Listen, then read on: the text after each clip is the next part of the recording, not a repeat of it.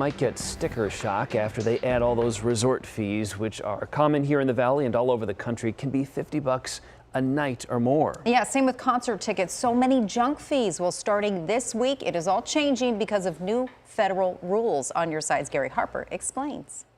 Well, let's be clear. Those junk fees are not going away. They're still going to hang around. It's just that this new rule makes businesses be more transparent with those fees.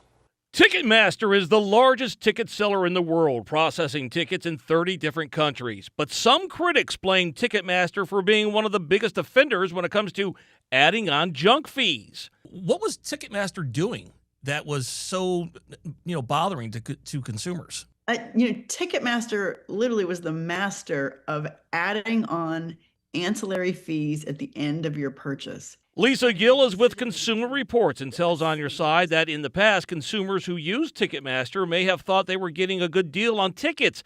But when it came to making the actual purchase, they were faced with facility charges, service fees, and in some cases, delivery fees, jacking up the initial price.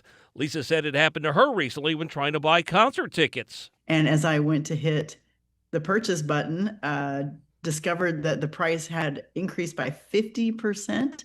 Lisa wound up canceling the transaction altogether, but the Federal Trade Commission claims that as of this week, all prices will now have to be more transparent with the full price listed at the very beginning, not the end. I mean, that really began a massive wave and awareness that consumers started to realize that fees were really jacking up prices all over the place. But does the new FTC rule affect those annoying resort fees? Well, kind of.